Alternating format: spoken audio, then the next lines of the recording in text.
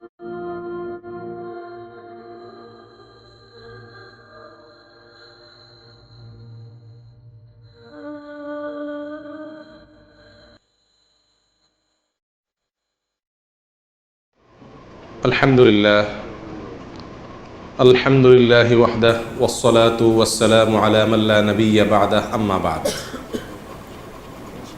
প্রশংসা কেবল আল্লাহ সুবহানাহু ওয়া তাআলার জন্য।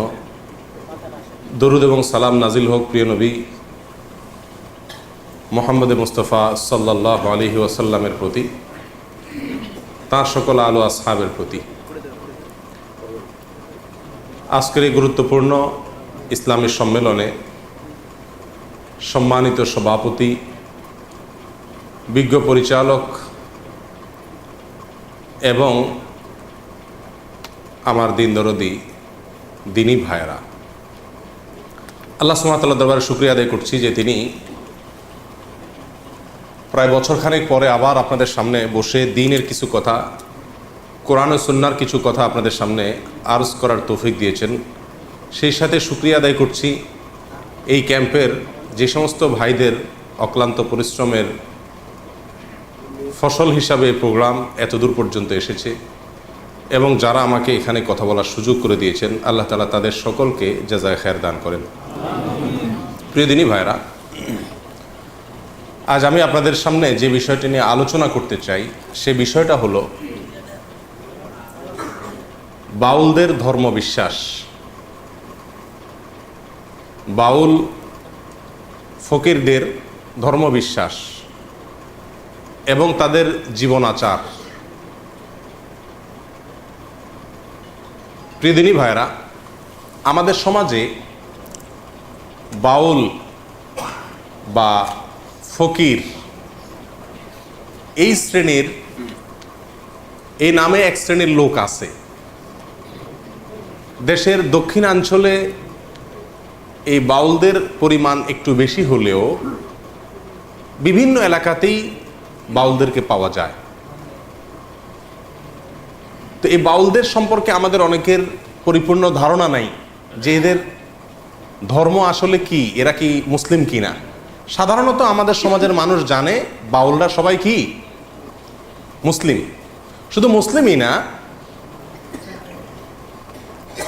আমাদের সমাজের একটা বিশেষ শ্রেণী চেষ্টা করে এই বাউলদেরকে মুসলিমদের খুব আফার ক্লাসের, একেবারে গোড়ার মুসলিম হিসাবে প্রমাণ করার।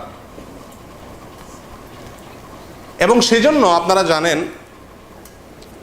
বাউলদের যে গানগুলো আছে, বাউল গান আছে না, এই বাউলদের গান কবিতাগুলোর মধ্যে প্রচুর পরিমাণ আরবি শব্দের ব্যবহার আছে। ইসলামের অনেক পরিভাষা সেখানে ব্যবহার করা হয়েছে। আর এটা দেখে আমরা অনেকেই তাদেরকে মুসলিম হিসাবে মনে করি। এবং শুধু মুসলিমই নয়, মুসলিমদের মধ্যে একেবারে আধ্যাত্মিক মুসলিম, আধ্যাত্মিক একেবারে মুসলিমদের মানে একেবারে গোড়ার গভীরের মুসলিম, এটা আমাদের সমাজের একটা শ্রেণীর লোক বাউলদেরকে মনে করেন।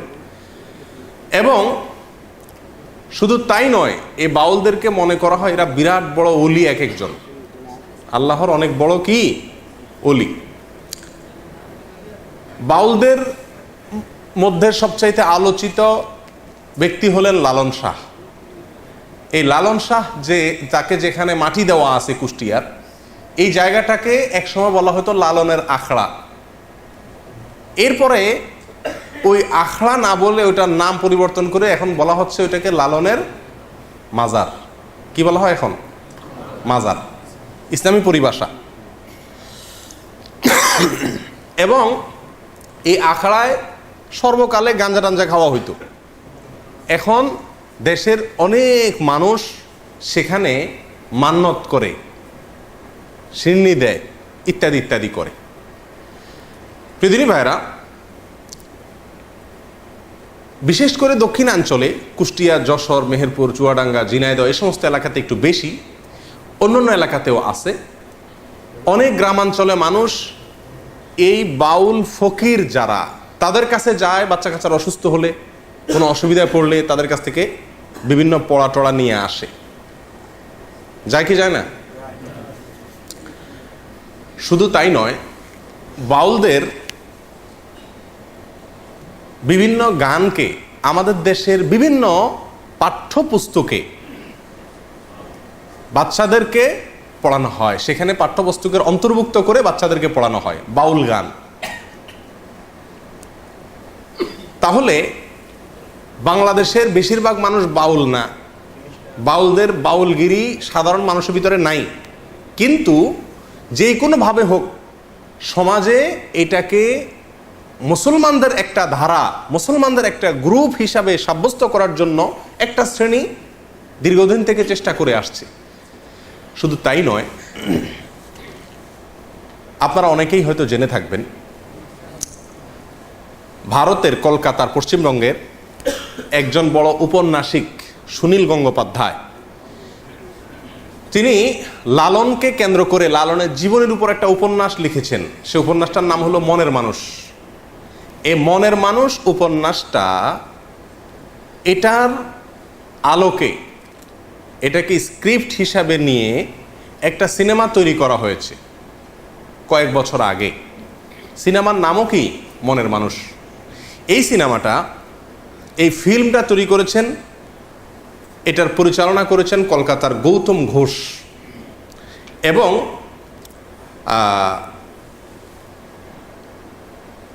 গৌতম ঘোষের সাথে সহযোগিতা করেছে আমাদের বাংলাদেশের চ্যানেল আইয়ের কর্ণধার ফরিদুর রেজা সাগর সাহেবের প্রতিষ্ঠান ইমপ্রেস টেলিফিল্ম।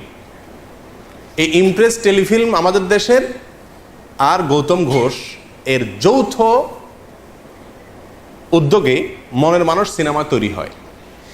এই সিনেমা লালন এবং বাউলদের জীবন আচারকে এই সিনেমার মাধ্যমে তুলে ধরা হয়েছে। এই সিনেমা যখন বের হয় তখন পত্রপত্রিকায় প্রচুর লেখালেখি হয়। লেখালেখি হলে আমার দৃষ্টি আকৃষ্ট হয় যে এত লেখালেখি হচ্ছে এটা নিয়ে, জিনিসটা কি। পরে আস্তে আস্তে দেখলাম যে এই সিনেমাটা এর কি, এটা বোঝানোর জন্য একবার চ্যানেল আইয়ের জনপ্রিয় একটা অনুষ্ঠান টকশো তৃতীয় মাত্রায় এখানে আনা হয়েছে। ফরিদুর রেজা সাগর সাহেবের উপস্থাপনা অনুষ্ঠানটা চলছিল, এবং সেখানে আপনার আলোচনা করার জন্য উপস্থিত হয়েছিলেন সম্ভবত গৌতম ঘোষ। তখন তিনি এই সিনেমা সম্পর্কে বলতে গিয়ে বলতেছেন যে এটা সাধারণ কোনো সিনেমা না। সিনেমা মানে হলো গান, প্রেম, পিরিত, আলতু ফালতু এই সমস্ত না, এটা সেরকম কিছু না। এটা নামে সিনেমা হলো, এটা ভিন্ন কিছু। কি এটা? তো তিনি বলতে বলতে একটা পর্যায়ে বললেন, এটা সাধারণ কোনো ফিল্ম নয়, এটা একটা ধর্মগ্রন্থ। এটা একটা কি? ধর্মগ্রন্থ। কোরআন যেরকম একটা ধর্মগ্রন্থ, ইনজিল যেরকম একটা ধর্মগ্রন্থ, এই মনের মানুষ এটাও একটা কি? ধর্মগ্রন্থ। এবং এই সিনেমাকে কেন্দ্র করে এই কয়েকটা বেসরকারি চ্যানেলে বেশ কয়েকদিন ধরে কয়েকজন বাউলের মূল্যায়ন সাক্ষাৎকার প্রকাশ করছিল। সেখানে একেবারে প্রকাশ্যে, আমি নিজের চোখে দেখেছি, প্রকাশ্যে একাধিক বাউল দাবি করছিলেন যে লালন হলেন মোহাম্মদ যেরকম আরবের নবী ছিলেন, লালন হলেন বাংলার নবী। এবং তার এই কথার সমর্থনে ওই মিডিয়ার রিপোর্টার বেশ অনেকগুলো যুক্তি খাড়া করছিলেন। ঘটনা এখানেই শেষ নয়। এরপরে দেখলাম যে পত্রিকাতে খুব গুরুত্বের সাথে প্রকাশ হলো যে এই সিনেমা দেখানো হয়েছে ভারতের প্রেসিডেন্ট তৎকালীন প্রতিভা পাতিলকে এবং তৎকালীন প্রেসিডেন্ট মনমোহন সিংকে। আচ্ছা, প্রেসিডেন্ট প্রধানমন্ত্রী একটা দেশের, তাদের সিনেমা দেখার ফাও টাইম আছে নাকি? কিন্তু তাদেরকে দেখানো হয়েছে। এবং ভারতের আরও অনেক গুরুত্বপূর্ণ ব্যক্তিকে দেখানো হয়েছে। বাংলাদেশে এই সিনেমাটা বাংলাদেশের প্রেসিডেন্টকে দেখানো হয়েছে, প্রধানমন্ত্রীকে দেখানো হয়েছে। কাকরাইলে একটা সিনেমা হল রিজার্ভ করে, ভাড়া করে, সেখানে বাংলাদেশের সংসদের তৎকালীন স্পিকার অ্যাডভোকেট আব্দুল হামিদ এবং ৬০ জন বিশিষ্ট এমপিকে এই সিনেমা দেখানো হয়েছে।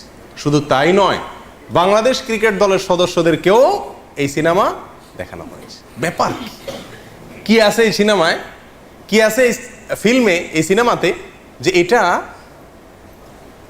সমস্ত গুরুত্বপূর্ণ ব্যক্তিকে দেখানো হচ্ছে। তখন আমি চিন্তা করলাম, তো এটাতে তো কিছু আছে। তো আমি এই সিনেমাটা দেখার খুব চেষ্টা করতেছিলাম, কোথায় দেখা যায়। পরে একদিন প্রচার হলো যে চ্যানেল আইতে এটা দেখানো হবে। তো দেখলাম, দেখতে বসলাম, এবং আগাগোড়া পুরা সময় ব্যয় করে খাতা কলম নিয়ে বসে কি আছে এটাতে লেখার জন্য বসে গেলাম। এই সিনেমাটা, মনের মানুষ, এই সিনেমাটা যখন বিভিন্ন হলে চলতেছে বাংলাদেশে, তখন চ্যানেল আইয়ের স্ক্রল নিউজে ওইটার প্রচার হতো যে কোথায় কোথায় চলতেছে, যাতে করে মানুষ কি করতে পারে, দেখতে পারে। তো এত দেখানোর জন্য খায় সেই সিনেমাটা, এটা তো অন্য কোনো বাণিজ্যিক সিনেমার মতো না, অস্বাভাবিক। যাই হোক, তো এই সিনেমা দেখার পরে যা বুঝলাম সেটা হলো যে আসলে বাংলাদেশের সাধারণ মানুষেরা মুসলিম, এই মুসলিমদেরকে ভিন্ন একটা ধর্মে দীক্ষিত করার একটা চেষ্টার অংশ হলো এই সিনেমা। কথা বুঝে আসছে প্রিয়দিনী ভাইরা? অনেকে হয়তো বলবেন যে বাউলদেরকে নিয়ে হঠাৎ করে বলার কারণ কি? এই কারণ হলো এগুলো, যে বাউলদেরকে নিয়ে কিছু মিডিয়া, কিছু বুদ্ধিজীবী, কিছু লোক আমাদের সমাজে এত বেশি মাতামাতি করছেন, এবং তাদেরকে শুধু মুসলিম নয়, মুসলিমদের মধ্যে একেবারে আধ্যাত্মিক মুসলিম, মারেফতি মুসলিম যেটাকে বলে, এরকম মুসলিম হিসাবে তাদেরকে সমাজের সামনে সাব্যস্ত করার চেষ্টা করছেন। তখন চিন্তা করলাম যে বাউলদের সম্পর্কে কিছু ধারণা নেওয়া দরকার। তখন থেকে আমি টুকটাক বাউলদের সম্পর্কে পড়াশোনা শুরু করলাম, এবং দীর্ঘ অনেক দিন পর্যন্ত ঘাটাঘাটি এবং পড়াশোনা শুরু করলাম।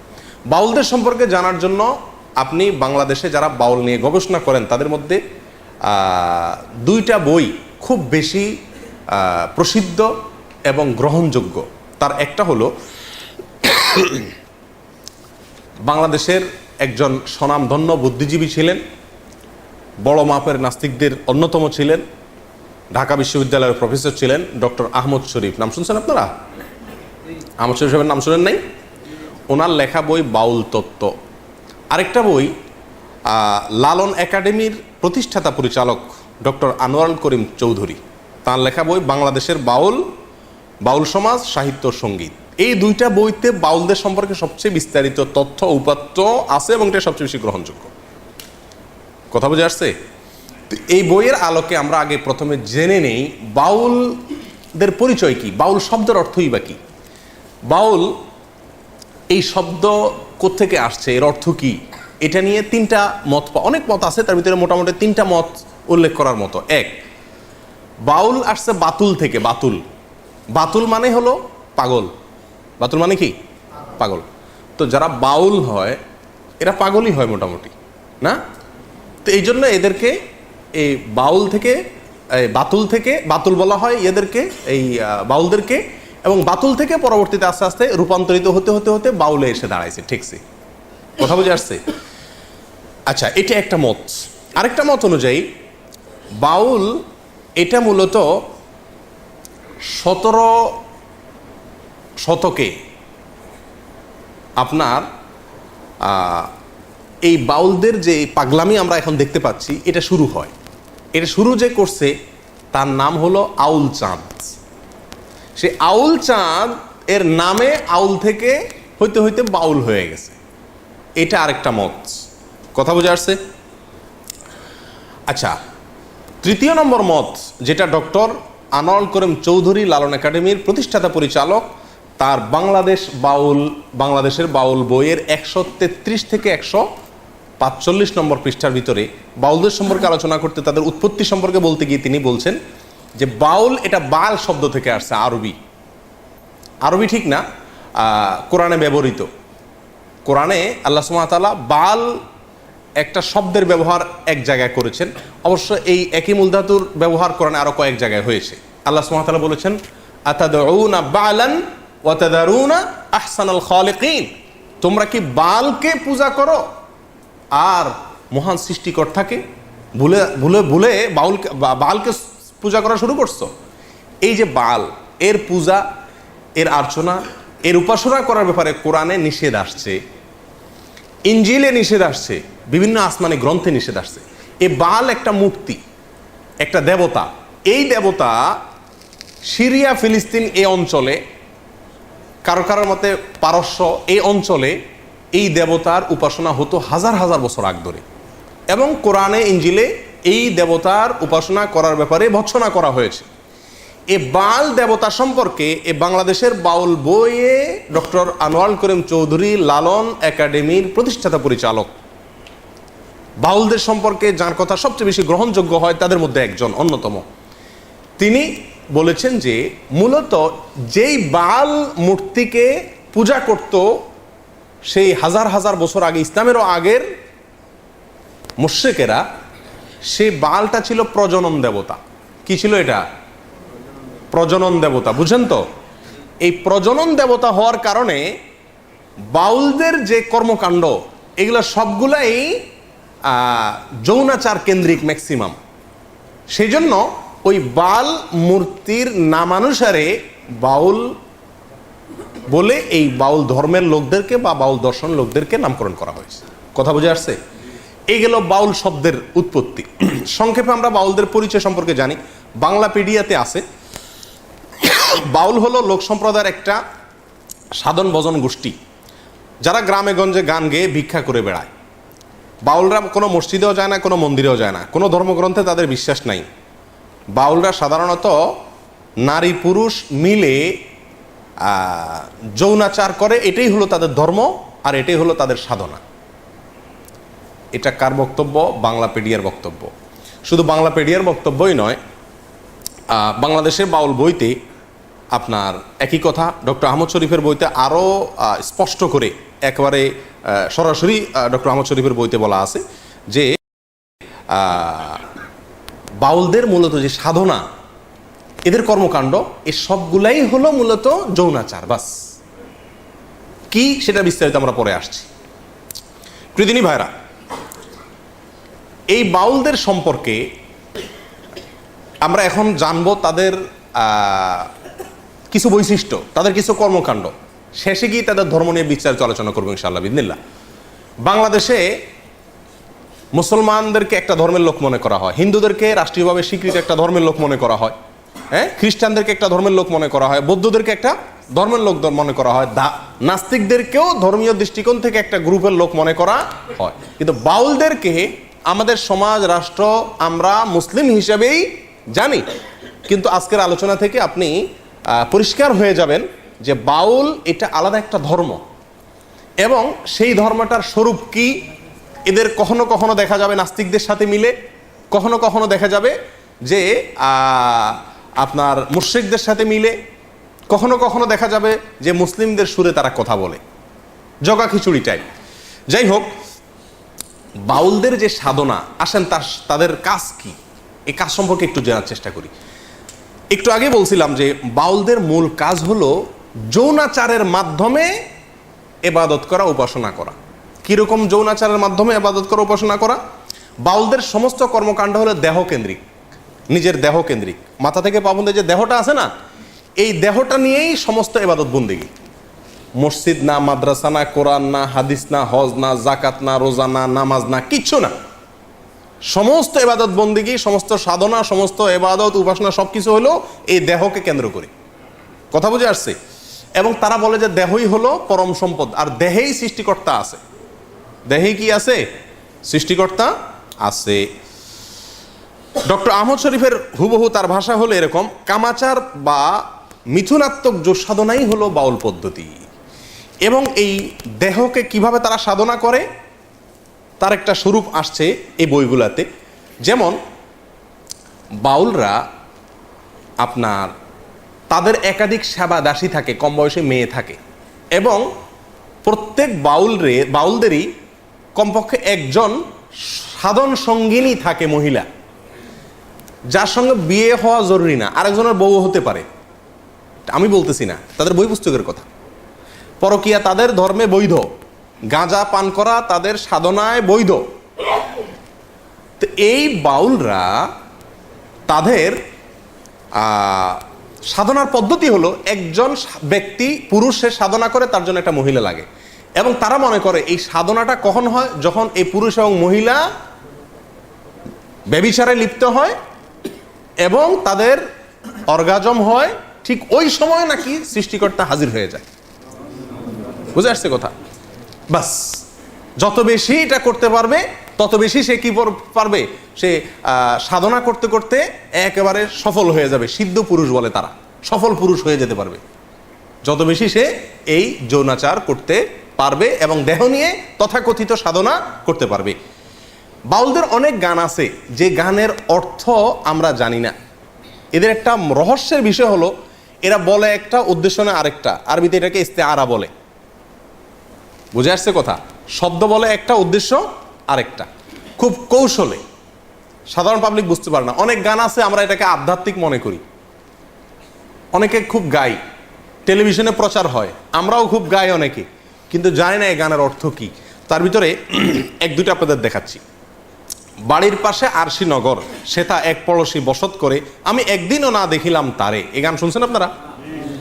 এই গান সম্পর্কে বাংলাদেশের বাউল বইতে, আমার কথা হলে বলতেন যে আপনি মৌলবী মানুষ, আপনি তাদের বিরুদ্ধে বলবেন, আমার কথা না, বাংলাদেশে কোনো মৌলবীর কথা না, বাউলদের মানে পৃষ্ঠপোষক বলা যেতে পারে লালন একাডেমির পরিচালক ডক্টর চৌধুরী তার বাংলাদেশের বাউল বইতে বলতেছেন যে এই গানটাকে আমাদের দেশে মানুষ অনেক উচ্চ মার্গের আধ্যাত্মিক গান মনে করলেও এই গানে যা বলা আছে সেটা নিছক যৌনতার বিভিন্ন কথাকে ইশারা ইঙ্গিতে বোঝানো হয়েছে।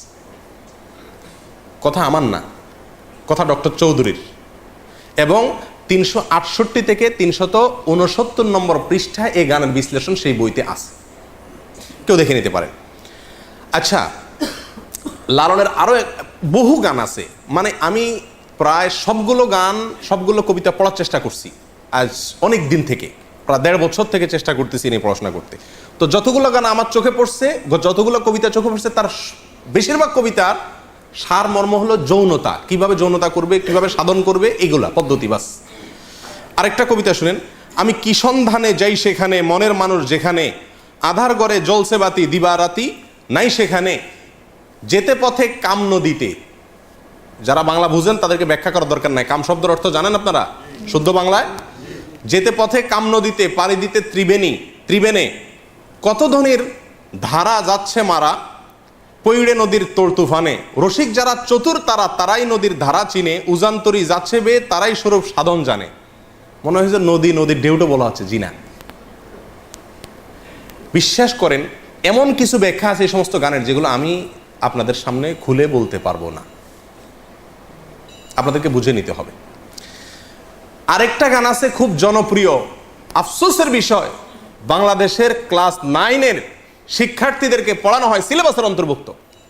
এই গানটা আমরা অনেকেই জানি এবং বলি নিজেরা। সেটা কি? সময় গেলে সাধন হবে না। এই গানটা জানেন আপনারা? শুনছেন এই গানটা?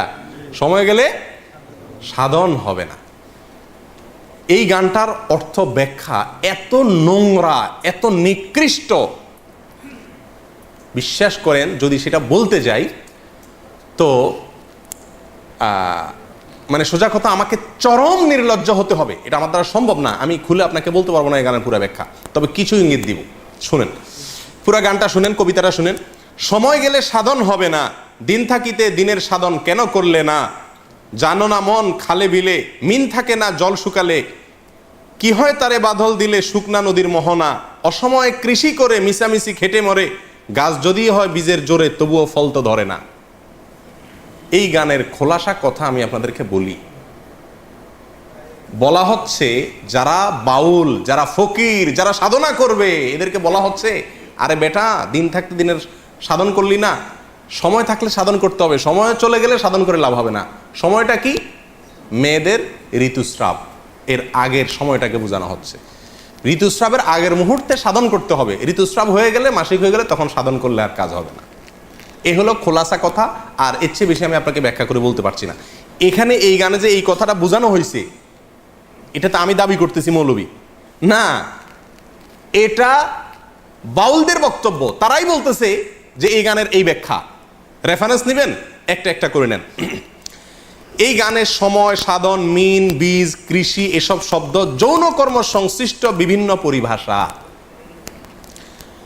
লালন গবেষক নেয়ামত আলী এবং বাংলাদেশের নেয়ামত আলী বলেছেন, এটা আমার বক্তব্য না, লালন গবেষক বলতেছেন যে এই শব্দগুলো দ্বারা বিভিন্ন যৌন কর্মের বিভিন্ন মুহূর্ত, বিভিন্ন সময়, বিভিন্ন পরিভাষাকে বোঝানো হয়েছে। আর বাংলাদেশের বাউল বইতে 357 নম্বর পৃষ্ঠায়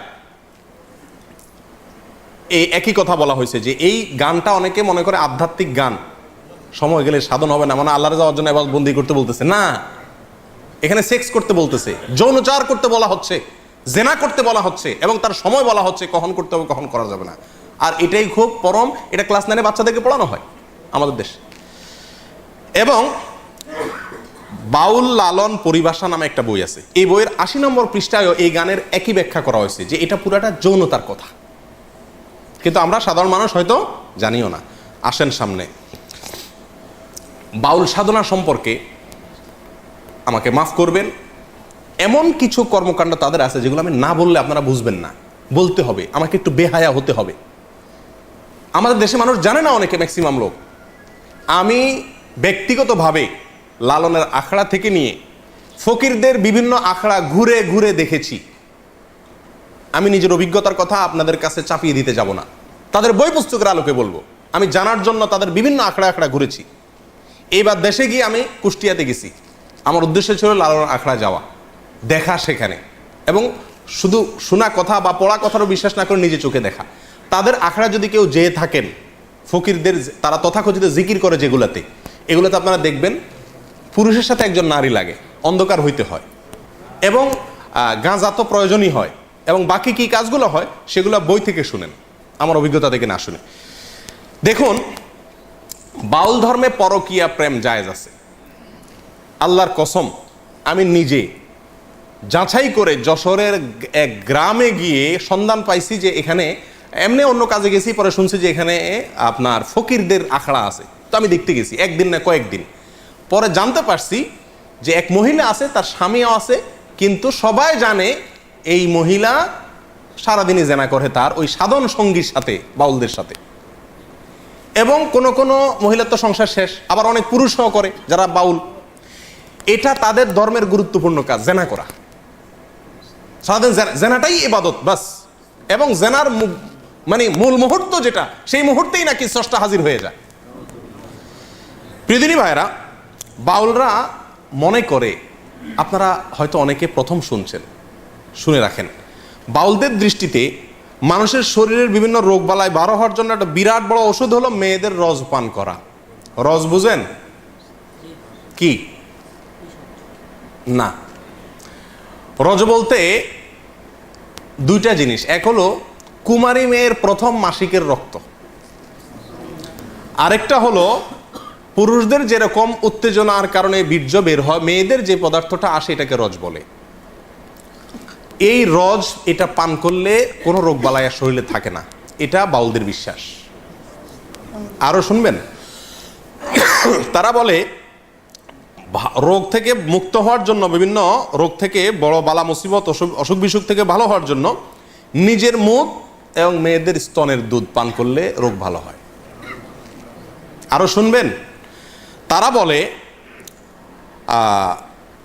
সমস্ত রোগ থেকে সর্বরোগের ঔষধ একসাথে যদি পাইতে চান তাহলে কি করতে হবে? মল, মূত্র, রজ এবং বীর্য, মল, মূত্র, রজ এবং বীর্য, এগুলো সবগুলা মিক্স করে একটা ঔষধ বানায় তারা, নাম হলো প্রেম ভাজা।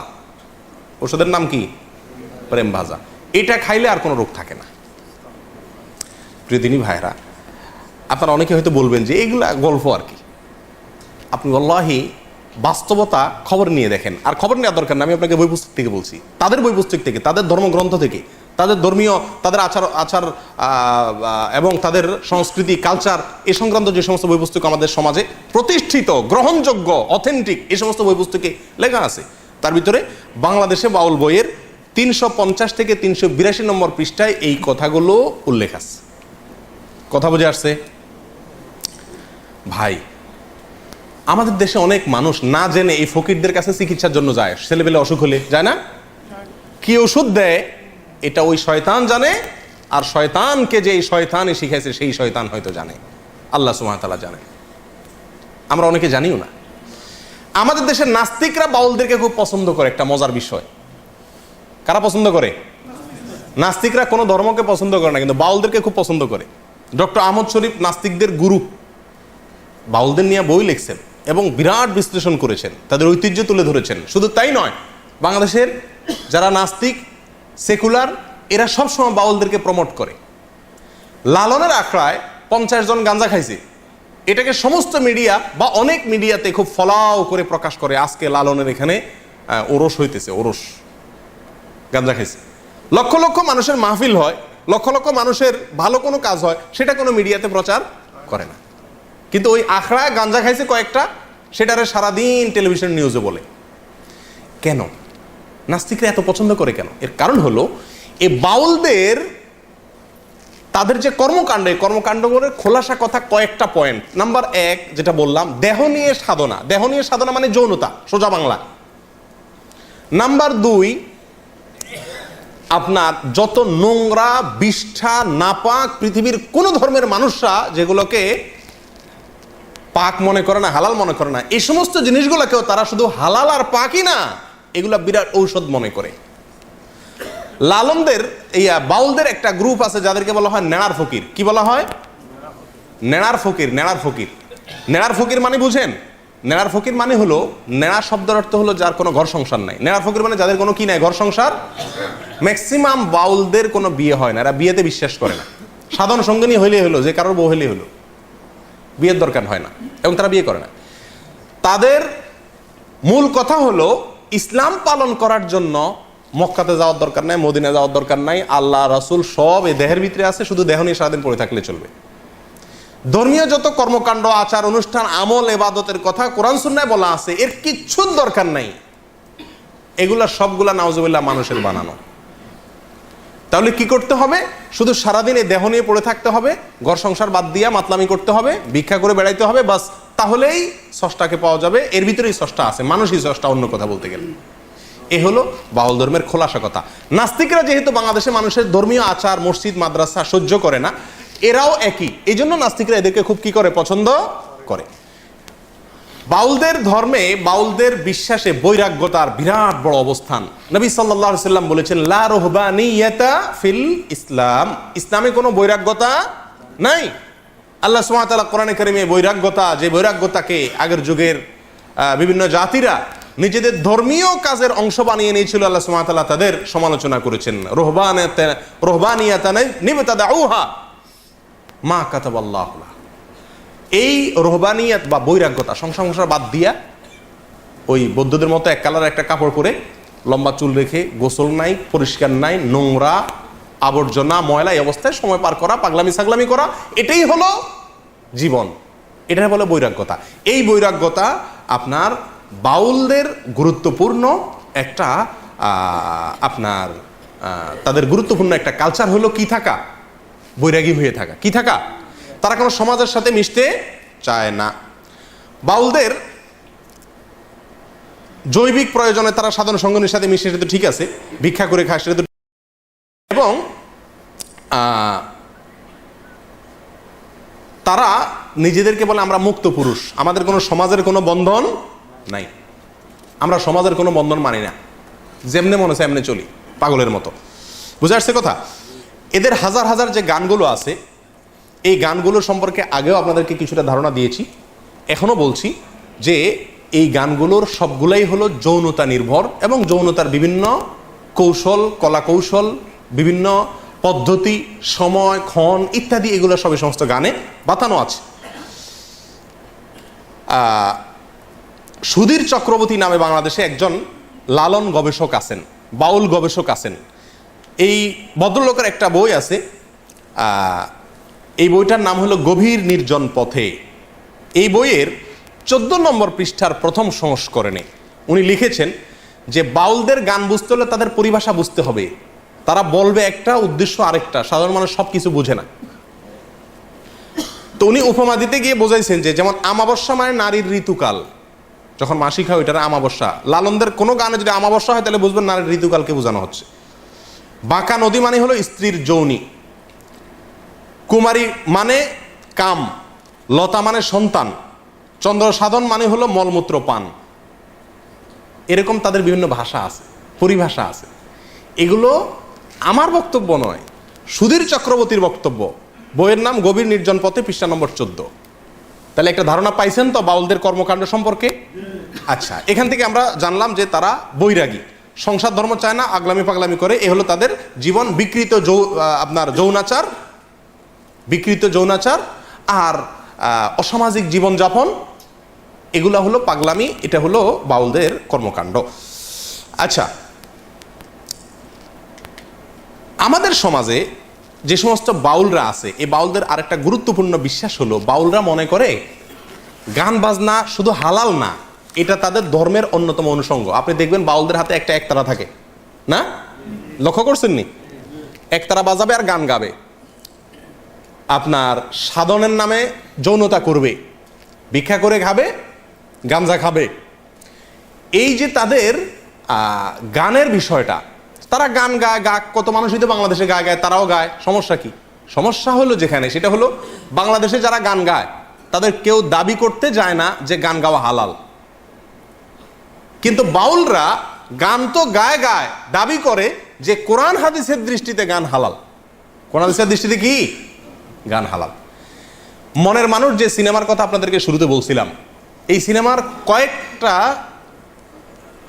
সিনারিও আছে যেগুলোতে, কয়েকটা দৃশ্য আছে যে দৃশ্যগুলোতে দেখানো হয়েছে যে গান কিভাবে কোরআন হাদিস দ্বারা প্রমাণিত।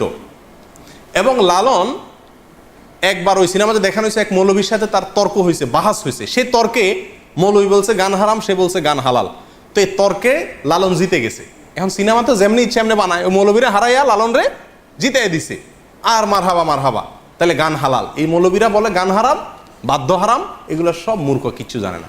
লালনের একটা গান শুনেন, লালন বলেন গান হালাল হওয়া সম্পর্কে লালন বলে, আকাশটা কাঁপছিল কেন, জমিনটা নাচছিল কেন, বড় পীর ঘামছিল কেন, যেই দিন খাজা গান গেয়েছিল, সেই বড় পীর ঘামছিল কেন, সেই দিন খাজা গান গেয়েছিল, যেই দিন আল্লাহ রাসূলের গান, পীর আউলিয়ার শান, যারা বলে গান হারাম জ্ঞানহীন।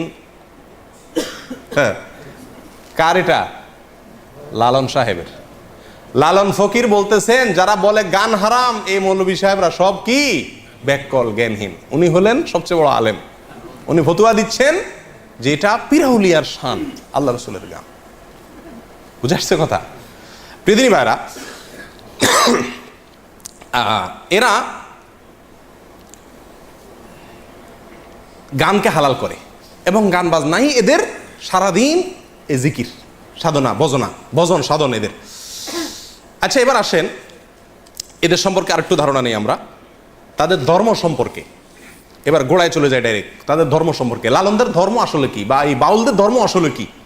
বলছিলাম আগেই, এদেরকে মুসলিম হিসাবে সাব্যস্ত করার একটা অপচেষ্টা চালানো হয়।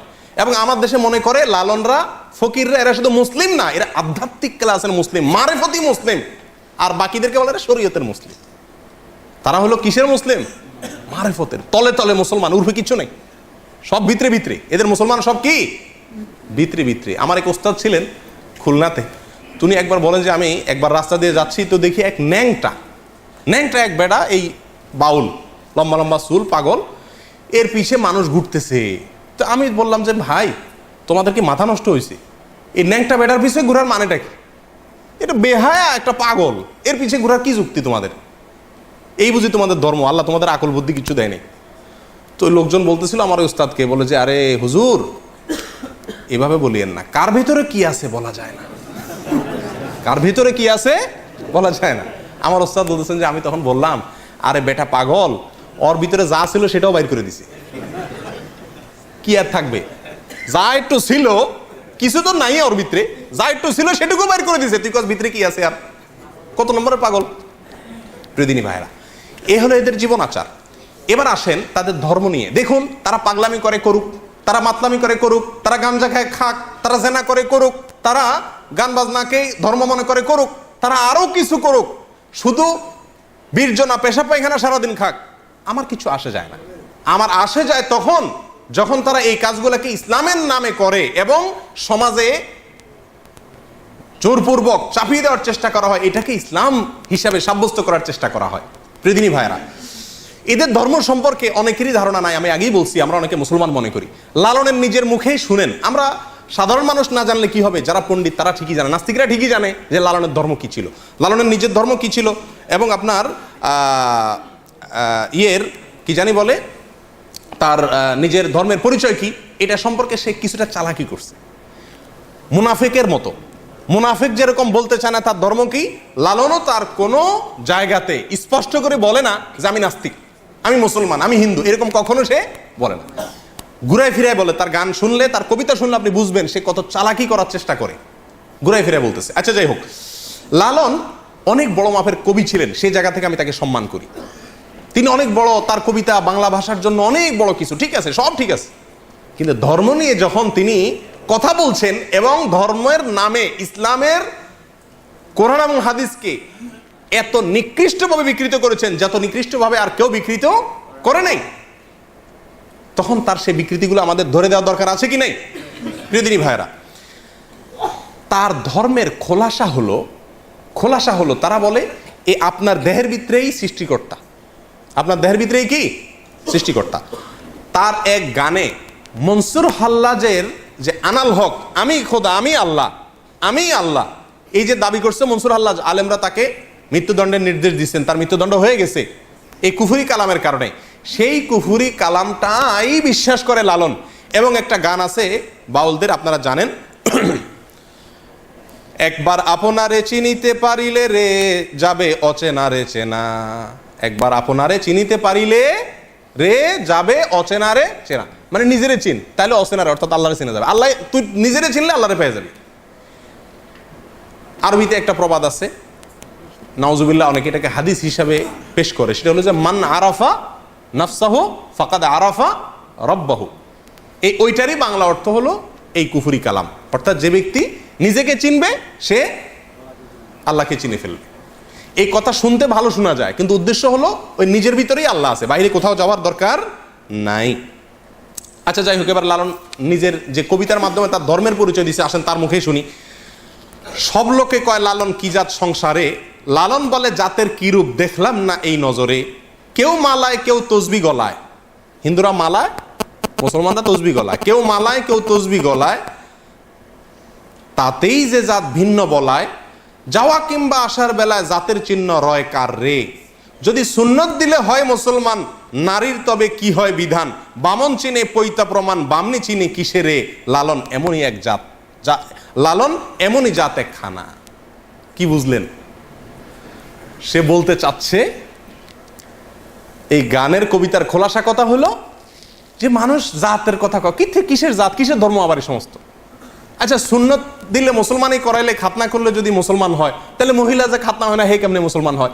বামন, হিন্দুদের বামনের পৈতা লাগালে যদি কি হয়, সে বামন হয়, তা বামনই যে হের তো পৈতা লাগায় না, তাহলে হে কেমনে হিন্দু হয়? এগুলো কোনো কথা হলো নাকি?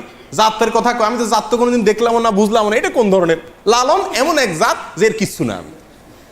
কথা বুঝতে পারছেন? এটার অর্থ হতে পারে তিনি নাস্তিক, তথাকথিত মানবতাবাদী। যাই হোক, তার আরেকটা গান শোনেন, কবিতা, কালী কৃষ্ণ গড খোদা কোনো নামে নাহি বাধা, কালী কৃষ্ণ গড খোদা, কারণ সবই তো নিজে, নাম যাই দেন দেন, সমস্যা নেই। কালী বললেও ঠিক আছে, কৃষ্ণও ঠিক আছে, গডও ঠিক আছে, খোদাও ঠিক আছে, কোনো নামে নাহি বাধা, মন কালী কৃষ্ণ গড খোদা বলো রে, মন রে বলতেছে, ও মন তুই কালীও বল, কৃষ্ণ বল, গডও বল, খোদাও বল। কথা বুঝতে পারছেন? এ হলো বাউলদের ধর্ম। আচ্ছা, এরা কোনোদিন মসজিদে যায় না, ইতিহাসে কোনোদিন কোনো বাউলকে আপনারা ভুলেও কোনো মসজিদে, কোনো মন্দিরেও যায় না, মন্দিরেও যায় না, বরং প্রাতিষ্ঠানিক ধর্মাচরণের বিরুদ্ধে এরা সবসময় সোচ্চার। এরা বলে যে কোনো মসজিদ, মাদ্রাসা, কোরআন, হাদিস কিচ্ছু দরকার নাই, শুধু আইসা সারাদিন একতারা বাজাও বা লালনের গান গাও, যৌনতা করো, ভিক্ষা করো, গাঞ্জা খাও, এক কালার কাপড় পরে পাগলামি করো, ব্যাস তুমি সিদ্ধ পুরুষ হয়ে যাবা, তথাকথিত দেহনিয়া সাধনা করো। প্রিয় বন্ধুরা, তারা বলে, বাউলরা বলে যে কোনো তীর্থস্থানে যাইতে হবে না। এই যে আমরা মক্কায় আসি না, এটার বিরুদ্ধে লালন কবিতা লিখছে। মক্কা আসার দরকার নাই, মদিনা যাওয়ার দরকার নাই, সব মক্কা মদিনা কোথায় আছে? এই নিজের ভিতরে আছে। বুঝে আসছে কথা? দেখেন সে কি বলে, আছে আদি মক্কা এই মানব দেহে, আছে আদি মক্কা, আদি মক্কা মানে পুরান মক্কা, আসল মক্কা এই মানব দেহেই বলে কি আছে, আছে আদি মক্কা এই মানব দেহে, দেখলো না রে মন ভে, কেউ একটু এই মক্কাটা দেখলো না, সবাই কেন ওই মক্কায় ছুড়ে। হ্যাঁ, আছে আদি মক্কা এই মানব দেহে, দেখলো না রে মন ভে, দেশ দেশান্তরে দৌড়ে এবার মরিস কেন হাফিয়ে, এত কষ্ট করে কেন মক্কা যাস? 10 দুয়ারি মানুষ মক্কা, গুরুপদে ডুবে দেখগা, ধাক্কা সামলায় ফকির লালন বলে, সে যে গুপ্ত মক্কা, আদি ইমাম সেই মেয়ে। কথা বুঝছেন তো? সব মক্কা কোথায় আছে? ভিতরে আছে, এই দুনিয়া ঘুরে ওখানে যাওয়ার একটা অনর্থক লালন বলে। আচ্ছা, নাউজুবিল্লাহ, প্রত্যেক মানুষই সৃষ্টিকর্তা, প্রত্যেক মানুষই আল্লাহ, এটা তার ওই আনাল হক যে জিন্দিগি বক্তব্য, সেই বক্তব্য তার কবিতায় আসছে। দেখেন, মনসুর হাল্লাজের আনাল হক যে আছে আমি সত্য, এটাকেই তারা বিশ্বাস করে। চণ্ডীদাসের একটা কবিতা আছে, আপনারা অনেকে জানেন, সবার উপরে মানুষ সত্য, তাহার উপরে নেই। সবার উপরে মানুষ সত্য, তার। আমরা বলি লা ইলাহা ইল্লাল্লাহ, মানে কি? আল্লাহ ছাড়া কোনো সত্য মাবুদ নাই। পৃথিবীতে সত্য যদি থাকে, আল্লাহর অস্তিত্বের উপরে কোনো সত্য আর নাই। সবচেয়ে বড় মহাসত্য হলো আল্লাহর অস্তিত্ব, না? আর এরা বলতেছে সবার উপরে মানুষ সত্য, তাহার উপরে নাই। এসব গজল, এ সমস্ত গান, কবিতা অনেক সময় আমরা মজা করে বলি, জানি না এটার অর্থ কি। সবার উপরে মানুষ সত্য, তাহার উপরে নাই, অর্থাৎ কি আল্লাহ, গড, এক এক ধর্মের মানুষ এক একটা বলে, নাউজুবিল্লাহ, এগুলো সবই বাতিল, কোনোটারই অস্তিত্ব নয়। আসলে হলো মানুষের অস্তিত্ব। মানুষই খোদা, মানুষই আল্লাহ, মানুষই মক্কা, মানুষই সব, ব্যাস, মানুষের সৃষ্টিকর্তা, নাউজুবিল্লাহ। এবং এই মানুষই যে সৃষ্টিকর্তা, এর সপক্ষে দেখেন কবিতা আছে লালনের, ও যার আপন খবর আপনার হয় না, একবার আপনারে চিনিতে পারিলে রে, যাবে অচেনারে চেনা, যাবে অচেনারে চেনা। লালনের গান, কবিতা। অর্থাৎ আপনারা চিনলেই অচেনারে চেনা যাবে, অর্থাৎ ওই সৃষ্টিকর্তা চেনা যাবে। আপনার ভিতরে, নিজের ভিতরে কি আছে? সৃষ্টিকর্তা আছে। যেই রূপের সাই বিরাজ করে দেহ ভুবনে, গুরুর দয়া যারে হয় সেই জানে, উপর নিচে সারি সারি 9.5 দরজা তারি, লালন কয় যেতে পারি কোন দরজা খুলে ঘরে। হ্যাঁ, এটা একটা যৌনতার গান। 9.5 দরজা বলতে মেয়েদের শরীরের 7টা অঙ্গকে বোঝানো হয়েছে, আমার বক্তব্য নয়। যে বইগুলো বলছি এই বইগুলোর বক্তব্য। কোরআন সুন্নাহ নিয়ে সন্দেহ, কোরআন নিয়ে সন্দেহ। লালনের কোরআন নিয়ে গান শুনেন আপনারা, মুসলমান মনে করেন, আধ্যাত্মিক পুরুষ মনে করেন, মারিফতের প্রাণ পুরুষ মনে করেন, সেখানে মাজার মনে করেন, সেখানে গিয়ে সিন্নি দেন, মান্নত করেন, তাকে মুসলমানদের একেবারে গোড়ার মুসলমান মনে করেন, খাঁটি ধার্মিক মনে করেন। কোরআন সম্পর্কে কি বলে সে দেখেন তার কবিতায়। সে বলে, কি কালাম পাঠালেন আমার সাই দয়াময়, এক এক দেশের এক এক ভাষা কয় খোদা পাঠায়, এক যুগে পাঠায় কালাম, অন্য যুগে হয় কেন হারাম, এমনি দেখি ভিন্ন তামাম ভিন্ন দেখা যায়, যদি একই খোদার হয় রচনা। এই অংশ ভালো করে শুনেন, যদি একই খোদার হয় রচনা, তাতে তো ভিন্ন থাকে না, মানুষের সকল রচনা তাতেই তো ভিন্ন হয়। নাউজুবিল্লাহ। কথা বুঝছেন? এই গানের কথা বুঝছেন? কি বুঝাতে চাইছে? বলে যে যুগে যুগে এক এক নবীর কাছে এক এক আসমানি কিতাব আসছে না, একটাতে হালাল বলা হয়েছে, আরেকটাতে বলা হয়েছে কি হারাম। তো সে বলতে চাচ্ছে, যদি এক আল্লাহই পাঠাবে তাহলে সবগুলা কি হবে? একরকম হবে। একটাতে এক যুগে হালাল, আরেক যুগে হারাম কেন হয়? কথা বুঝছেন? কত বড় মূর্খ একজন ডাক্তারও তো এক রুগীরে এক ওষুধ দেয়, আবার চেঞ্জ করে দেয়। এই ওষুধ কয়দিন চলবে, এরপরে অন্য ওষুধ খাইতে হবে, ডাক্তার জানে, সময় অনুযায়ী পরিবর্তন হয়। আল্লাহ সুবহানাহু ওয়া তাআলা এক এক যুগে এক এক বিধান দিয়েছেন। লিকুল্লিন শিরআতুম মিনহাজা, প্রত্যেক নবীকে আল্লাহ তাআলা কি দিয়েছেন? আলাদা আলাদা শরীয়ত দিয়েছেন। সে বলতেছে এক এক নবীর এক এক বিধান কেন? যদি আল্লাহর হতো তাহলে তো ভিন্ন হতো না। এই জন্য সে বলতেছে আপনার যদি একই খোদার হয় রচনা, তাতে তো ভিন্ন থাকে না, মানুষের সকল রচনা তাই তো ভিন্ন হয়। এগুলো সব মানুষের লেখা। নাউজুবিল্লাহ। কোরআন এটা বলে কার লেখা? মানুষের বানানো। এক এক দেশের এক এক বাণী, পাঠান কিসায় গুণমণি, মানুষের রচিত জানে লালন ফকির কয়। এই শয়তান বলে এগুলো সব কার রচনা?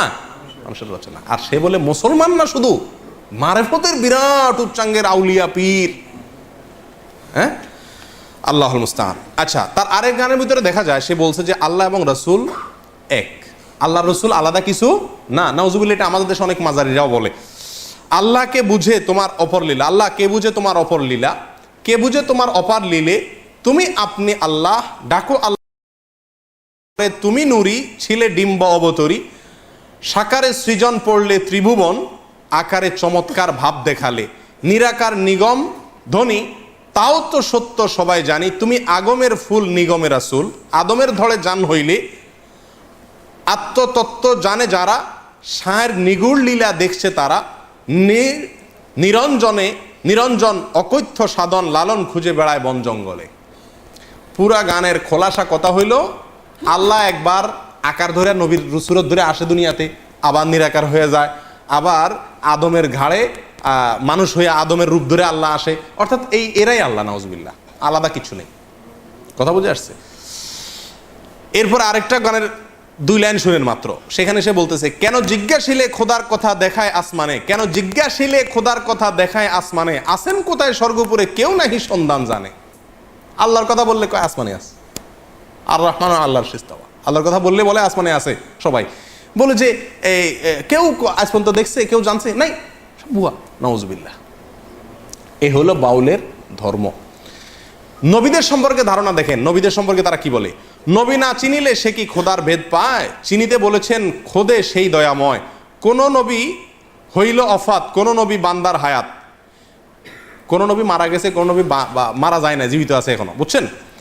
নিহাজ করে জানলে নেহাজ যাবে সংশয়, যে নবী পারের কান্ডার জিন্দা সে 4 যুগের উপর, হায়াতুল মুরসালিন নামে তার জন্য, তার সেই জন্য কয়, যে নবী আজ সঙ্গে তোরে চিনে মন তার দাওনা ধরো, লালন বলে পরের কারো সাথ যদি রয়, নবী না মানে যারা মুয়াহেদ কাফের তারা, সেই মুয়াহেদ দায়মাল হবে বেহিসাব দোজখে যাবে, আবার তারা খালাস পাবে লালন কয় মোর কি হয় জানি।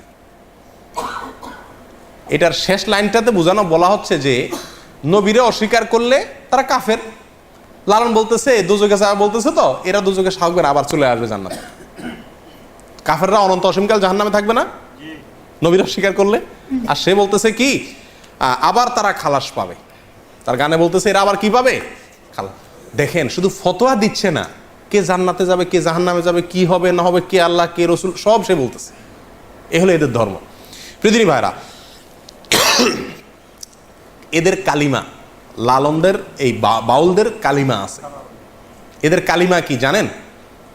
এদের কালিমা সম্পর্কে ধারণা নেওয়ার জন্য শুনেন তাহলে। সুধীর চক্রবর্তীর ব্রাত্য লোকায়তন বইয়ের, ব্রাত্য লোকায়ত লালন বইয়ের 2য় সংস্করণে 4 থেকে 95 নম্বর পৃষ্ঠায় আছে যে লালন শাহর অনুসারীদের মধ্যে একটা অংশ একবার 1986 সালে সরকারের পক্ষ থেকে লালনের আখড়া এটার তদারকি করার জন্য কুষ্টিয়া ভার্সিটির একজন প্রফেসরকে সরকার দায়িত্ব দিয়েছে যে আপনি লালনের যে আখড়াটা আছে, যেটা মাজার বলে, এটা আপনি দেখাশোনা করেন, এখানে যা যা লাগে আপনি করেন। তখন তিনি ওখানে কোরআন খানির ব্যবস্থা করছে, ওই যে মাজারে যেগুলো হয় বেদাতি কাজ, তো কোরআন খানিটা নিয়ে এগুলোর ব্যবস্থা করছে, ইসলামিক কিছু কাজ কাম চালা দিছে, ওয়াজ মাহফিল কোরআন খানি এগুলো চালা দিছে। দিলে তখনকার কুষ্টিয়া জেলা প্রশাসকের কাছে যে তাদের একটা দল 1986 সালে, এই ঘটনা লেখা আছে কোন বইতে বলছিলাম, সুধীর চক্রবর্তীর লেখা ব্রাত্য লোকায়তন লালন 4 থেকে 95 নম্বর পৃষ্ঠার ভিতরে এই ঘটনার উল্লেখ আছে। এখানে আপনার এরা যায় ইয়ের কাছে, জেলা প্রশাসনের কাছে বলতেছে যে আমাদের এখানে এই লালনের এটা হলো আমাদের মক্কা মদিনা, এটা হলো আমাদের তীর্থভূমি, এখানে কোরআন তেলাওয়াত মুসলমানদের কর্মকাণ্ড এটা দারুণ অপমান আমাদের জন্য, আমাদের ধর্ম ইসলামও না হিন্দুও না, আর আমাদের কালেমা ভিন্ন। কি তোমাদের কালেমা? তারা বলে যে আমাদের কালেমা হলো লা ইলাহা ইল্লাল্লাহ লালন রাসূলুল্লাহ। বই নম্বর বললাম, পৃষ্ঠা নম্বর বললাম, সালের কথা বললাম, এবং একটা বই নয় 4-5টা বইতেই এই একই ঘটনার পুনরাবৃত্তি উল্লেখ আছে। প্রিয়দিনী ভাইরা, এই হলো বাউল ধর্ম, এ হলো লালনদের ধর্ম, এ হলো ফকিরদের ধর্ম। এর সাথে ইসলামের কোনো ন্যূনতম সম্পর্ক আছে কিনা এটা বোঝার জন্য কোনো আলেম হওয়ার, কোনো পণ্ডিত হওয়ার, কোনো শেখ হওয়ার, মুফতি হওয়ার প্রয়োজন নেই। সাধারণ মানুষই খুব সহজে বুঝতে পারে যে এদের এই সমস্ত জীবনাচারের সাথে, এই সমস্ত বিশ্বাসের সাথে ইসলামের ন্যূনতম কোনো সম্পর্ক থাকতেই পারে না। যারা আল্লাহর অস্তিত্বকে অস্বীকার করে, যারা আল্লাহর রসুলকে এক বলে, যারা মানুষকেই সৃষ্টিকর্তা বলে, যারা মানুষের মধ্যেই সৃষ্টিকর্তা আছে বলে, যারা জেনা করাটাকেই সবচেয়ে বড় ইবাদত মনে করে, জেনা করার চরম মুহূর্তটাকেই তারা ইবাদতের চরম মুহূর্ত মনে করে, যারা গাঞ্জা খাওয়াটাকে তাদের ধর্মীয় কাজের গুরুত্বপূর্ণ অংশ মনে করে, কোরআন এবং সুন্নাহ সম্পর্কে তাদের যে কবিতা গানগুলো আছে সেগুলোর কথা আপনারা শুনলেন, এগুলোকে যারা ধর্ম মনে করে, এই সমস্ত লোকেরা কোনোভাবে মুসলমান হতে পারে? কিন্তু আমাদের দেশে তাদেরকে শুধু মুসলমান মনে করে না, পানি পড়ার জন্য তাদের কাছে যায়, ফকিরদের কাছে, তাদের কাছে আশ্রয় নেয় কি নেয় না? আল্লাহ তাআলা আমাদের সকলকে এদের এই সমস্ত ভণ্ডামি, এদের এই সমস্ত মুনাফিকি, এদের এই সমস্ত 2 নাম্বারিকে আল্লাহ তাআলা আমাদের দেশের মানুষকে বুঝার তৌফিক দান করেন। লালনদের আকীদা এবং বিশ্বাস, তাদের ধ্যান এবং ধারণা এ সম্পর্কে বিস্তারিত অনেক সময় নিয়ে আলোচনা করা দরকার, কিন্তু অত সময় আমাদের হাতে নাই। সংক্ষেপে যেটুকু বললাম তার সামারিও মোটামুটি বলে দিয়েছি যে এদের ধর্মটা বা এদের দর্শনটা, এদের জীবনাচারটা কি, তার একটা চিত্র আপনাদের সামনে নিশ্চয়ই ফুটে উঠেছে। অতএব এই তাদের আসল পরিচয়, আসল রহস্য, আসল কর্মকাণ্ড এটা আমার দেশের প্রত্যেকটা মানুষ জানুক, জানা দরকার আছে। তারপরে মানুষ লালনকে গ্রহণ করে বর্জন করে সাধারণ মানুষের উপর আমরা ছেড়ে দিতে পারি। আমাদের দেশে জোর করে চাপিয়ে দেওয়ার চেষ্টা বারবার করা হয়। ক্লাস 9-এর বইতে লেখা বাচ্চাদের পড়ানো হচ্ছে সময় গেলে সাধন হবে না, যৌনতার কবিতা।